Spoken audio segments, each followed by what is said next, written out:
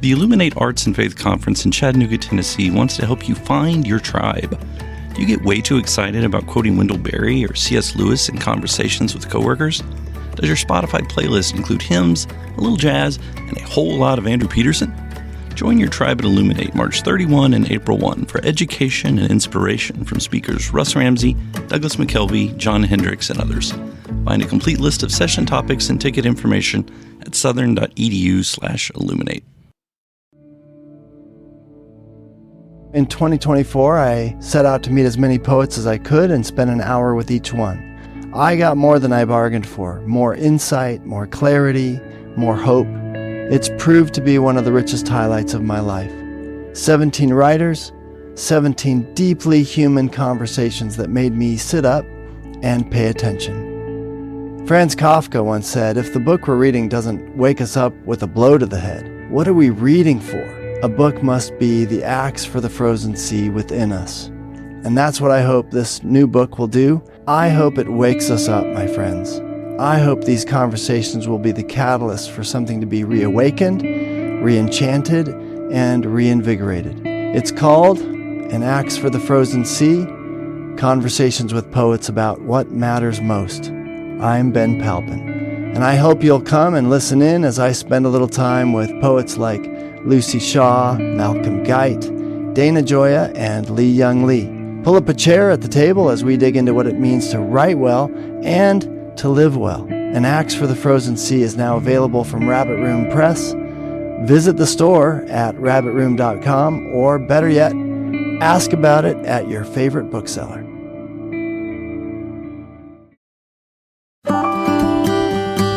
Complete comprehensive mastery is just simply not an option for incomplete people. That's sort of God's territory, not mine. And so I think the door's always open. There's always one more drawer to open before you can make the final judgment.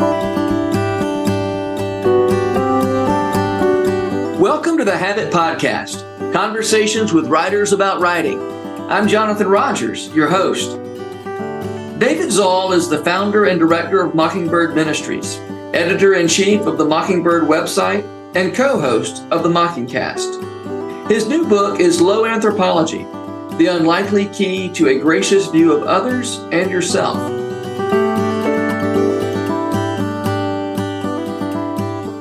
David Zahl, I'm so happy to have you on the Habit Podcast today. Thank you so much for being here. It's a real pleasure, Jonathan. Thank you so much for having me. So we're talking the day after release day for your new book, Low Anthropology, subtitle, The Unlikely Key to a Gracious View of Others and Yourself. It is. There's a lot swirling right now. Yes, it's everything that's involved in releasing a book these days is currently what my life consists of. So, yeah, right. Well, I'm so glad you made time to make the Habit Podcast part of that swirl. So tell me what you mean by that phrase, low anthropology. Yeah. I was laughing last night because an editor of mine who worked with me on another book said he loved the book, but that he would have fought me tooth and nail on the title because it immediately sounds to people like you're either back to college and taking a class that you maybe don't understand, or you're talking about kind of tribes in the outback of Australia. Yeah. I'm using the term, and I know ologies are a little intimidating, but I'm using the term the way that theologians and philosophers use it, which I think is really just to, as shorthand, in fact, is not something intimidating. Shorthand for what a person, what your theory or view of human nature is. Yeah. So when you say the words, I'm only human, what does that mean? What are the presuppositions? What are the unconscious or conscious things that go into a statement as broad as this is what it means to be human? Mm-hmm. So low anthropology is, I would call it, you could chart anthropologies or like views of human nature on really optimistic, or I would say, instead of using the word pessimistic, I'd use the word less optimistic or sobering. So grandiose and really almost operatic views of human nature that very glamorous would be high anthropologies, or and then a low anthropology would be something that instead of saying human beings are one-dimensionally bad versus good, it'd be much more that we are made up of a lot of different factors, and that what unites us more reliably than our strengths are our sort of weakness, our experience of loss and grief and sin. I when I was reading your book, I kept thinking about when Frederick Buechner in what's the book about the gospel is fairy tale, tragedy, comedy, and fairy tale. That's the subtitle. I know the book though. I was quoting it the other day. Telling the Truth is the book, and he talks about the wisdom of a Charlie Chaplin movie. The little tramp who can't quite get it together, and yet in that, in his failures, in the little tramp's failures, he makes room. He's open to grace, right? And his and grace always intervenes, and that's sort of the comic view. It's the comic view of human history requires a low anthropology in your terms, I think, rather than heroic. I think that's 100% true, because you see the great force for good and redemption in the world. As a Christian, I think is God. I think that's the great force for the hero is Jesus. So I don't see much room for those kind of arcs without a necessary obstacle or a human, similarly the burden of what it means to be alive, and the need not only for help from other people, but from ultimately deliverance from God. So absolutely. I think I don't feel it's a contention of the book, and maybe it's a controversial one, but I don't feel the Christian faith, it kind of rests on a low anthropology, or it's very hard to understand it without one. You have to remake a lot of stuff in order to inflate the image of the human, of our capabilities and our motivations and our lack of limitation, or something like that. Yeah. Just this year, I've had a few podcast guests talk about the value of embracing our limitations. So, thinking of our humanness, not in terms necessarily of, the saying to err is human. Well, in one sense, okay, right? Everybody errs, but the more relevant fact of our humanness, perhaps, is our limitation, right? Which incorporates erring, but by acknowledging our own limitation, in so doing, we make room for grace, and we make room to go beyond our limitations by acknowledging that because we're limited, we need help beyond our own. Yes, I mean, I think limitation. I have noticed actually in the past. Maybe it's what the weight that COVID put on us, or the clarity that it put on us, and being so confronted with our physical limitations, our biological limitations, and being just so put upon by something outside of our control. But I have noticed a wave of books that many of which I just absolutely applaud. Encouraging people to accept their limitations, or as limitations as a gateway to grace. I think that we're living in a time, and maybe we've always been living in a time, maybe it's simply part of our low anthropology to reject limitations, but where everyone feels like they're being asked not just a lot of, but more than they can possibly do. And whether that be friends of mine who are in the academy, who have to, produce enormous amounts of fresh research and writing, as well as teach a ton of classes and serve on every committee known to man, or simply young parents, who are not only, secretaries and disciplinarians and providers, but they're also full on entertainment all the time. So there's like the air that we breathe right now is very uncomfortable with limitation and saying this is what you're capable of, and this is what you're actually not capable of. I think we hear that as a no, and as possibly a potential for source of shame, when in fact, what I'm trying to say in the book is that the real shame really comes into view when you feel you are capable of all this stuff and pulling it off. You just haven't managed to do it yet. Yeah. Where, I love it. That's so to me true. Real shame. There shouldn't be any shame in not being an infinite being, because we're not infinite beings. It's not shameful. Regardless of what the internet may lead us to. Yeah. Right. Well, what of I guess maybe your first illustration of what high anthropology is, there in your introduction, you quote a commencement speech from Steve Jobs. Yeah. And here's what Steve Jobs said. And you describe this kind of talk as oppressive and embittering. And here's what Steve Jobs said. Have the courage to follow your heart and intuition. They somehow know what you truly want to become. That doesn't sound embittering or oppressive at first blush. Tell me about that. What is... Well, what I would say, if you're a person who's never thought of your intuition as having anything of value, if you're a person who has...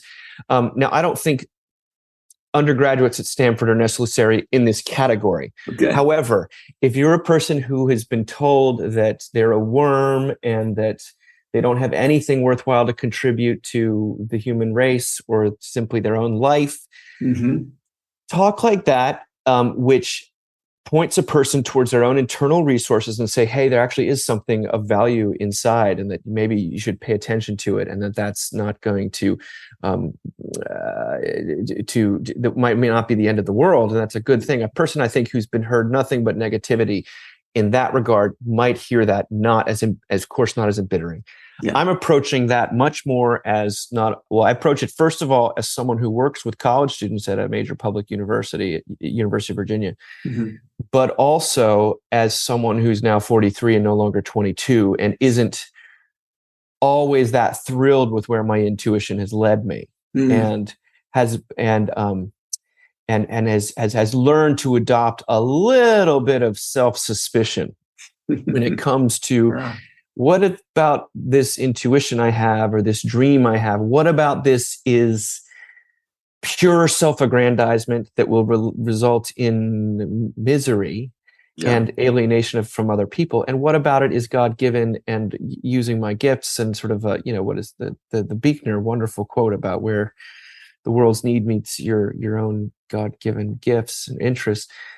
So I would say it's embittering and oppressive in the sense that it shackles people to a view of themselves that is impossible to interrogate, and ultimately is a young man's fantasy. It's much easier to say when you're Steve Jobs and you do happen to have not only had a real genius for sight, but you also have been equipped with a personality that apparently was very alienating to his loved ones, but also gave him the ability to force things through and to adopt certain things that have been world-changing and have been exciting and have forced people into all sorts of new things that have also, of course, enslaved massive amounts of us to our phones. However, I would want to say that there's a whole lot of like a good fortune that man has been involved with, that it's hard to see.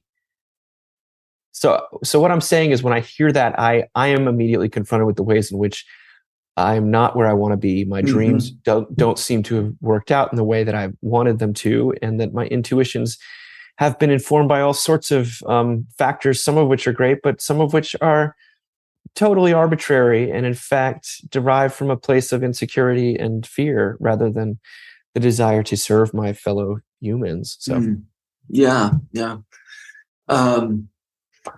it certainly is. To be told you can be anything is exhilarating until it's not. Yes. Until I'm not.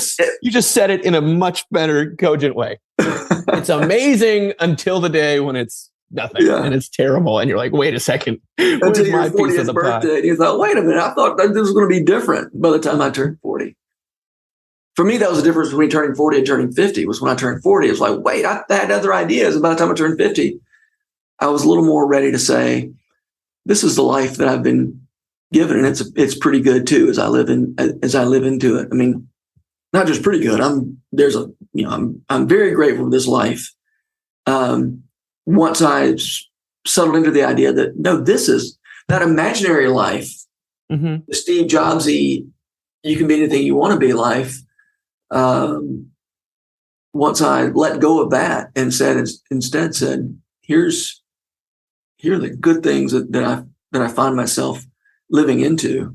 Well, when you say that to me, I find a point of connection and sympathy, and I all of a sudden find that very lovable, and I feel less alone in my own sense in which I'm coming to accept the life I've been given versus the life I wanted, and there's something really beautiful about that.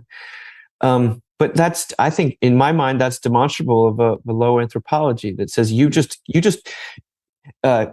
whether you meant to or not, maybe it's just in your character as part of this sort of, more fully realized 50-year-old, you've just confessed something almost, and something that life did not go according to what this upward progression and narrative arc of like better. And as a result, I feel an increase of goodness in the world, at least in my personal world over this Zoom call. Yeah, right. Yeah. Okay. High anthropology, low anthropology. High anthropology can lead me to a pretty bad case of imposter syndrome. And a low anthropology could possibly be a rescue me from an imposter syndrome. I'm getting this again from your book, so let's talk about that. Imposter syndrome comes up. This, of course, is a podcast that's listened to in large part by people who are interested in doing creative work. And imposter syndrome, of course, can rear its ugly head in any field, but it seems like people trying to do creative work are especially susceptible to imposter syndrome. I don't think I've ever met someone who trying to do something creative who's not completely afflicted by imposter syndrome or hasn't been at some point of their journey. And by imposter syndrome, it's the sense that everyone else has things figured out, everyone else has a plan or meant to be has gotten to be exactly where they want to be and has figured out all the angles, and you are the only one. And if people only knew that what was really going on, then they would sort of excommunicate you. Yeah. I say in the book, I find that to be almost a universal condition of like, college students, middle school students, people in retirement homes, people, certainly men in their 40s with small children, like it's a very much hey, I have no idea what I'm doing with these kids. Like, but it sure seems like so-and-so down the block. You believe the summer trip that they planned, and like, how do you even do that? We're just barely getting by or flying by the seat of our pants.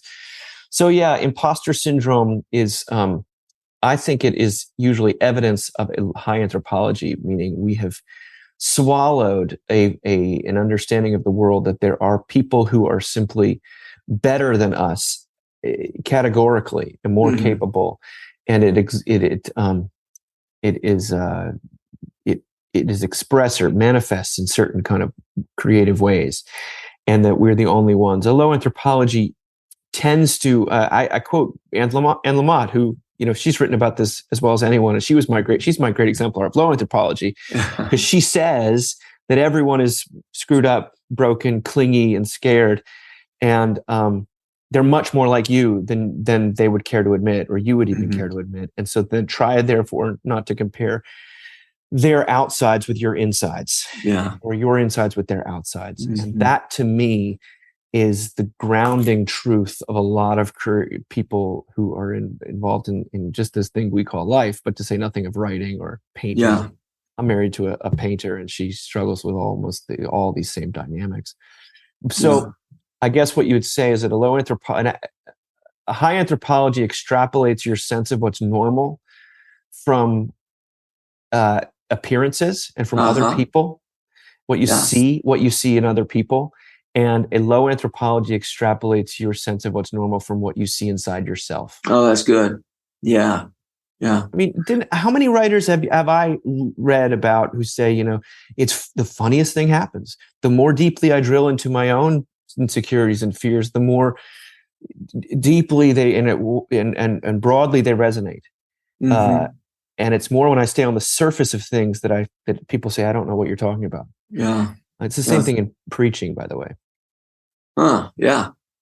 The Annie Lamott quote or paraphrase that you just offered of comparing my inside to other people's outsides, something I talk to writers about pretty often is you're comparing this didn't originate with me, but you're comparing your early draft. You look at a book, which is it's been worked on by a dozen people, and you compare your first or second draft to a finished book. You say, I'll never, I must be an imposter because my first draft doesn't look like a completed book. Mm-hmm. And of course it doesn't look like a completed book. It doesn't look like your own last complete. If you're a person who's written multiple drafts, I'm afflicted by that. When I was writing this, I'd had some moderate success with the last book, and I thought, I'll never come anywhere close to that. And I forget, oh my goodness, had a very good editor on this. I had this person helping me with this section. I had 15 copy editors, and chopping and churning things around. And by the time it was done, yes, it was considerably better than this thing that just I have sort of been in a woodshed somewhere working on, and it didn't emerge completely fully formed, and therefore I feel terrible about myself and I should just go hide forever, rather than submit myself again to the beautiful but also painful process of being edited and collaborated with. Yeah. I've got one more anecdote about imposter syndrome and the value of a low anthropology. I had an acquaintance who she had done all but her dissertation and was just struggling to get her dissertation done to finish her PhD, but she was bumping up against whatever the time limit was. I think you have 7 years or whatever to finish after you finish your coursework to finish your PhD, and she was getting close to it. And she was in her advisor's office, crying and talking about what a failure she was, what an imposter she was. And about that time, the bell rang for the classes to let out, and the professor's office was there in the classroom. And the professor said, "Come here, let's walk out here with me." And as the professors, were passing down the hall, he said to her, "See that guy? He's an idiot. That guy right there can barely tie his shoes. He kind of, went through all these people who he said, he's got a PhD. She's got a PhD. He's got a PhD. Sit down and write your dissertation." And she did. She went home and that was from that day forward, she was able to finish that dissertation by remembering. That's beautiful. I mean, again, she wasn't a pep talk and saying you were the best thing. You're just as good as any of these people. It was more like, no, you're just as screwed. Like there, trust me, you're even more screwed up than you are. And then all of a sudden, a person feels hope. And isn't that this weird but wonderful, counterintuitive, beautiful irony of life as a person? And I all of a sudden want to, instead of I read authors all the time that make me that are so good I never want to write ever again. And then I read someone who's terrible and I think, I could probably do that. Yeah. Hopefully you can get to a place though where you read somebody who has done something you could never do, and you say, "Great, that person did what I could. I'm glad they did that because I couldn't. Now let me see what I can do." Yes, and that's one thing I try to talk about in this book a little bit. I think low anthropology, again, I really, it's only superficially as an invitation to sort of some sort of lesser view of oneself. It's much more deeply, it's a view of yourself as incomplete, which means that you can benefit from other people, from their help, from their collaboration, that they have gifts that you don't have, and you might have gifts that they don't have. And isn't that beautiful? The tapestry that we get to take part in as being one of, God's creatures in the world, or however you want to put that. Yeah. But I find that to be a wonderful and exciting prospect.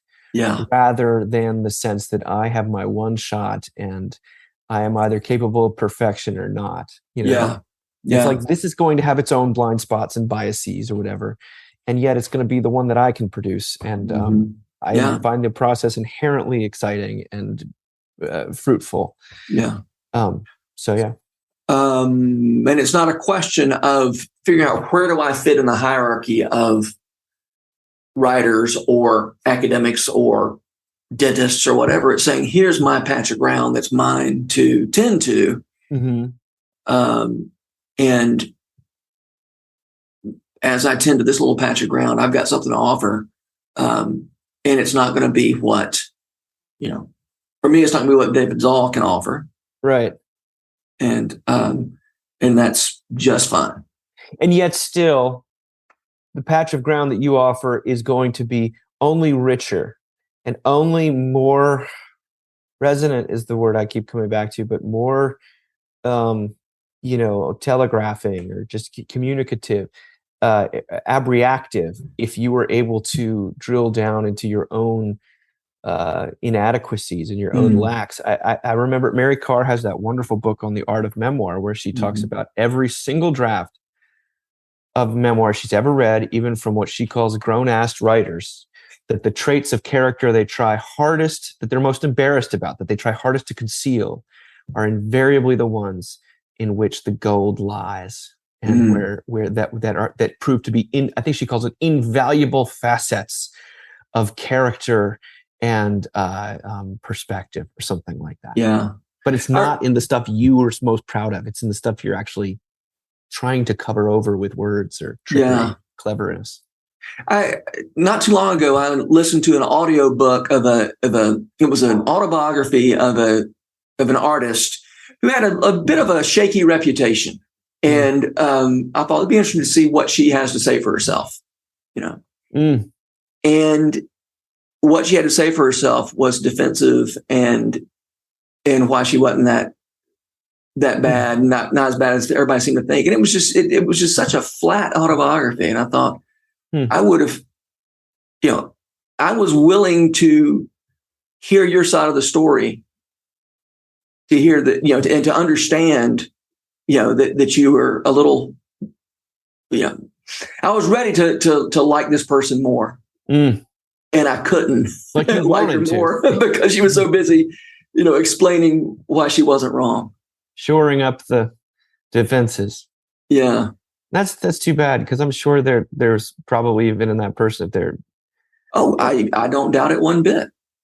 I think that, it's a real modern question of like, what do you do with very troubled people who create acts of great beauty? And they certainly we make it harder on ourselves sometimes when we get defensive. I mean, and I'm already experiencing some mild criticism of this book. And part of me, I go into that internal battle of like, oh, let me disprove this. Let me tell everyone why I'm right and why they're wrong. And unfortunately, I've written a book that kind of dismantles that. Yeah, right. It kind of undercuts me before I even try. But, Nick Cave, the singer-songwriter, said something interesting recently. He said maybe an act of art or some art can be measured by the distance it has to travel from the character of the artist.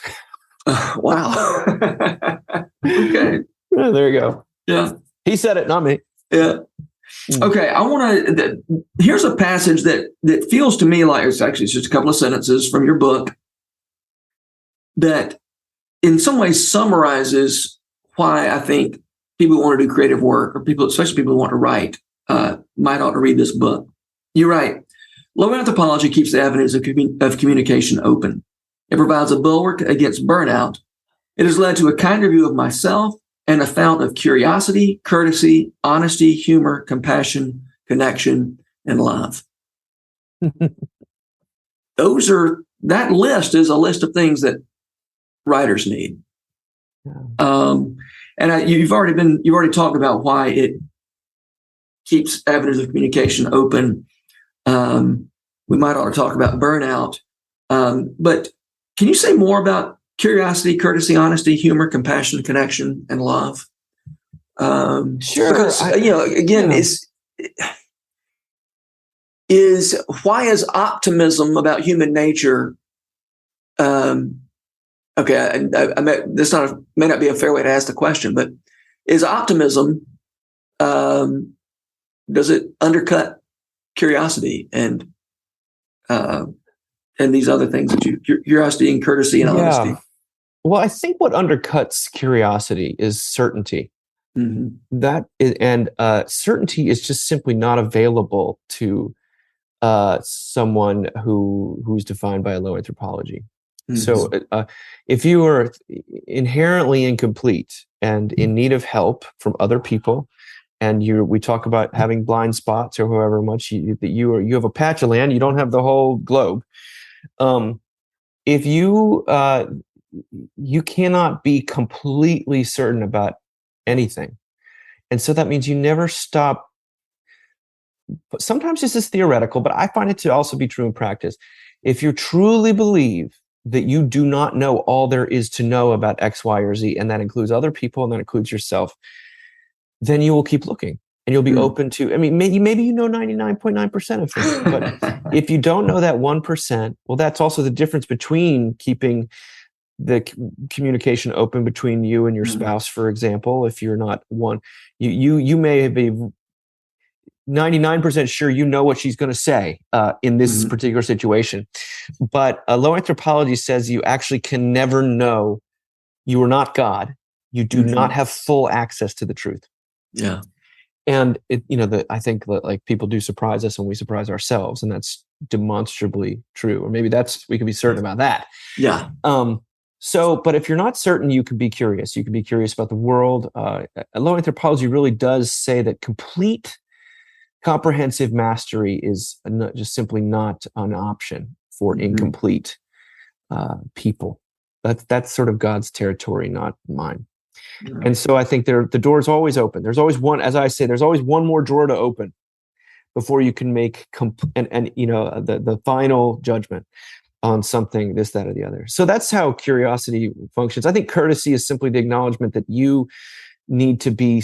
I'm a very sensitive person, and you're a sensitive person, and that we all need a little bit of help shaving off some of the edges. I need to be protected from you a little bit, and you need to be protected from me a little bit, because the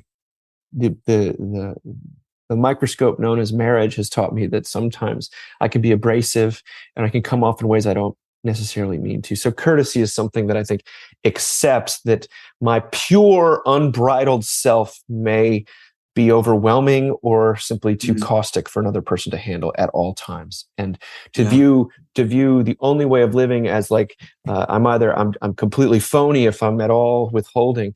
I think that's actually a very entitled way of viewing the world. If you view yourself through low anthropology, you think, well, I can. There's a few little things I can do to soften the experience of of being in a relationship with you, and that's actually necessary for us to love one another. That's how I'd say courtesy works. I mean, I forget, what are the other love? Let's see, honesty. I think again that's connected to the idea of certainty or the lack there. And I think it's worth mentioning that there's nothing about this that is suggests there's not ultimate big truth. Is that I don't have full access to it as a limited. Yeah, and Jonathan, that's a criticism I hear. It's like, are you collapsing all truths? Are you saying that everything is dissolved in this sort of morass of human imperfectibility? And no, I don't think that's I don't think the human, that's not what I'm afraid of, at least in life. I'm not afraid of there being no right or wrong. I think those things are demonstrably true.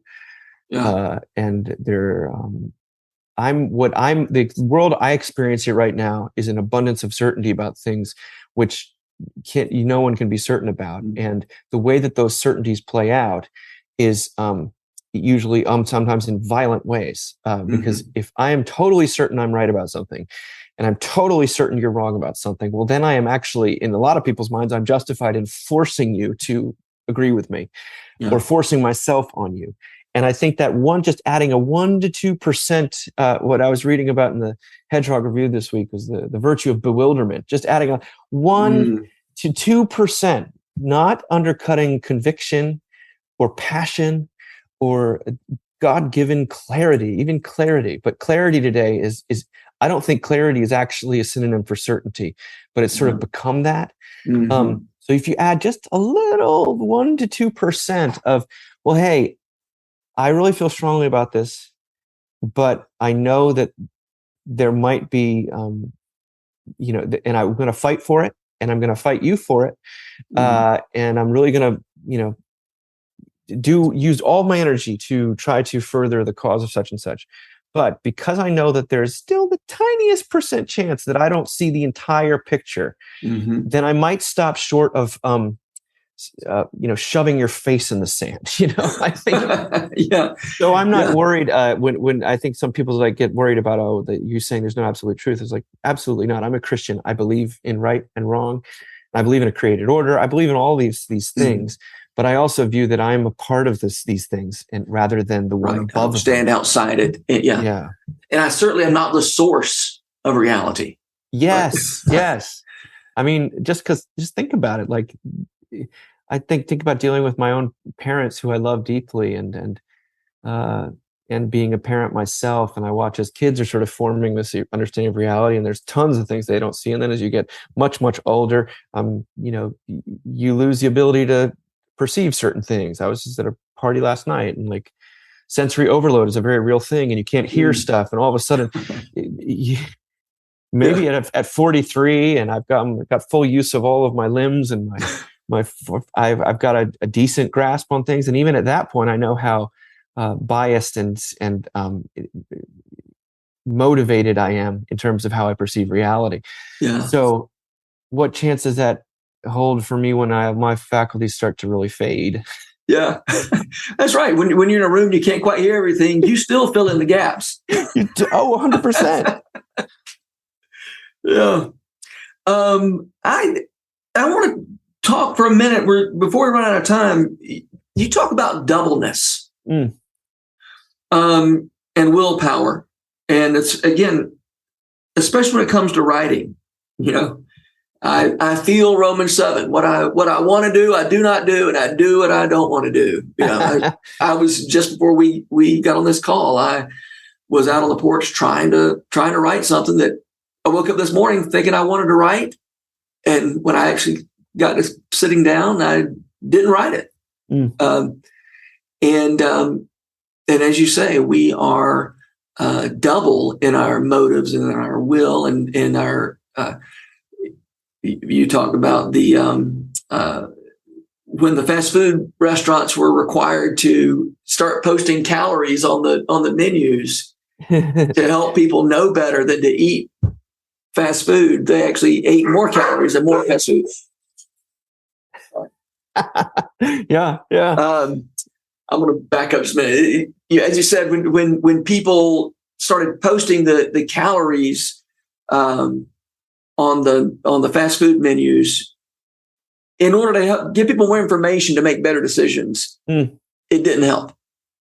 It did not, because being a human the experience of being human is really, a lot of it boils down to not being able to follow your own advice. I mean, and that's not always a moral thing. It can be to do with the right thing versus the wrong thing, but it can also just be the sort of thing is like, I need to know what I need to do today.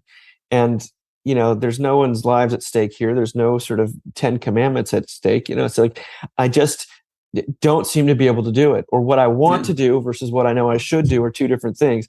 And there's all sorts of doubleness is my way of it. You could be tripled, quadrupled, It's a way of sort of describing what it means to live inside that movie Inside Out, where there's competing motivations inside a person, and often to such extent that we are sort of a mystery to ourselves. And anyone who's a writer knows what it is like to procrastinate or to stare at a cursor on a screen or a blank page and know that there's all sorts of things going on in your head. And for many of us, we have to get to a point where we're either pressure, there's the desperation / fear of what happens if I don't get this done, or a pure love and passion for it. But until these motivations shake out, not much is going to get written. And so doubleness, I ultimately it comes to, the matter of addiction is usually a matter of doubleness, and that is where there is often a moral component. But doubleness is my way of describing the fact that we are conflicted in that Romans 7 way. And that, if you don't understand this about yourself or other people, you will kind of come to really hate yourself or hate other people. Like, why won't they just do what I tell them? Yeah. Or why it's the same reason that I can't just do what I tell myself. There's sometimes we're moving through quicksand. Sometimes there's plenty of things that I know what to do and I can do it. I can put on my socks in the morning. I can, drive my kids to school. But the more emotional the dial gets turned up, the harder it sometimes is to say, I know I shouldn't feel sad anymore about such and such. I know I shouldn't feel angry. But that's not doing much for me in terms of actually feeling that way. And so this is a way of which I find the experience, and that the best writing, the writing I love the most, is not necessarily hung up. It's interested, and Buechner did this really well, I thought, but it's painting the full picture of a person what does Faulkner say? The person who's at odds with themselves, the human spirit in conflict with itself. That's the great subject of literature, and that's the great subject of life. And to show that I'm not just one thing or another, I'm this jumble of emotions and motivations, and I have a conscience, and I have a imagination, and I have a desire, and I have thoughts, and I have beliefs, and these are things that are not always aligned. And so, who's in the driver's seat at any particular time varies, and it's part of what makes the soup of human behavior so interesting. It's so multivalent, and why you can see out of your blind spot some really beautiful things emerge. Often without you trying to make them emerge. So as you were moving through the process of writing this book, I suspect you felt plenty of doubleness. You wanted to write a book, and you also wanted to, I don't know, enjoy the sunshine. I don't know how did you end up pushing through and writing the book instead of doing something else? Well, I do. One of the reasons I've found myself to be a writer is that I really do enjoy the process of putting words on page, stringing stuff together, and something emerging where there was nothing before. I find that to be rewarding and interesting still after, at age 43. But that doesn't mean, I have days where I felt like I had to do this to provide for my children. I had to do this because I was under a contract. I had to do this for the sake of Mockingbird, which I run, and wanting to kind of continue to keep things relevant. And then there's also the wanting to explore the ideas and thinking that this was helpful. A lot of the motivation of the book it's like anything. It's incredibly jumbled, but there is a sense in which anytime I've talked about low anthropology at length, and I've been a preacher, as well, in my sort of day job at their church, or I've had the opportunity to preach a lot, and I've found that talking about low anthropology is where people feel recognized and seen, and when they feel recognized and seen, they stop hiding, and usually that's a way for light to get in.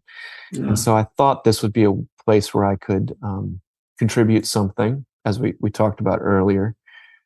But I'm also, as far as getting words onto a page, I had some immense struggles with it. I wrote most of this book during COVID, when every writer's got their own rhythms, I guess, but I'm a person that writes in coffee shops, and all of a sudden all coffee shops were closed. And my experience of going out to a cabin and trying to write pages it's very painful. It doesn't really work for me. I wish it did.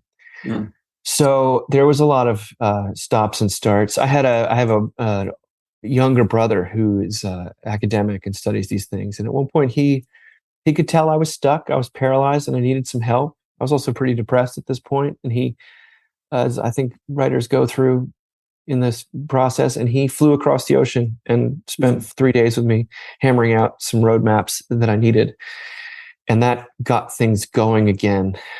But there you go. I mean, that's all born out of a low anthropology. Like, it was him, and he's tremendously gifted and much smarter than I am, but I needed his help, and he came at a cost to himself and his family. It was a very gracious thing for him to do. And it got me back on the right track.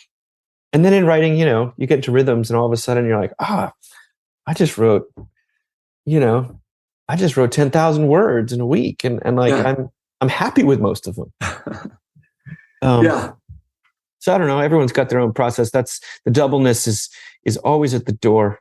And even when you're writing about doubleness, it's no less at the door. Yeah, right. Yeah. All right. So let me ask you a question that I typically end with in these conversations with, and that is, who are the writers who make you want to write? Well, this book I wanted to write because I kept reading books by Alain de Botton, the English Swiss sort of therapist, philosopher guy. And I kept thinking, they're so good, and he's so full of insight that he's borrowing from the Christian faith, and outwardly and openly. And yet he doesn't go all the way. And I thought to me, well, here's, I happen to think Augustine was not only right about human motivation, but he was also right about God. And I'd like to connect the dots for people in a way that is winsome and is sort of contemporary and maybe more American than European. The other books, Francis Spufford is a writer who I think is just, he's got such a way with words that I could never emulate. But his book, Unapologetic, to me was it set about trying to make Christianity emotionally intelligible to people who had maybe discounted it or couldn't see the forest from the trees. And that's what this book is really an attempt to do. It's something to give to anyone that is really making the case for why faith in God, it would be alluring or urgent in the first place. And that's what I thought his book did very poetically and beautifully and compellingly. And so I wanted to do my own version of that was sort of bathed in social science. So those are two writers I love, but I try to boil my prose down more than some of they do. So I write. Mary Carr is a big influence on me. But I also read a book that was tremendous, that got me to finish the book. I read a book called Always Crashing in the Same Car by a man named Matthew Spector, and it was about art, sort of second tier or like artists who almost made it in Hollywood in the 1970s. And it was brilliantly written, but not in a way that was too intimidating. And it got me over the finish line. Really? Yeah. That's well. I would love to know more about that book. All right, David, thank you for being here. I hope lots of people read Low Anthropology and benefit from it. So thanks for writing it. And thank you. Thank you, John. Thanks for having me. I really appreciate it. The Habit Podcast is brought to you by The Rabbit Room, where art nourishes community and community nourishes art. To check out more of our podcasts, visit rabbitroom.com/podcast. Our work at the Rabbit Room would be impossible without the generous support of our membership. If you'd like to learn more about membership at the Rabbit Room, visit rabbitroom.com/member. And thanks for listening. The Habit membership is a library of resources for writers by me, Jonathan Rogers. More importantly, The Habit is a hub of community where like-minded writers gather to discuss their work and give each other a little more courage. Find out more at thehabit.co.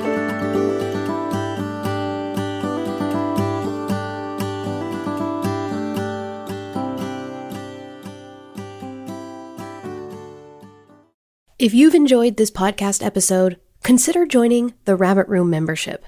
Your membership helps sustain this community, funding everything from publishing and podcasts and theater productions to events and programs that support artists who create with a Christ-centered vision. We'd love to have you on board. Learn more at rabbitroom.com/member.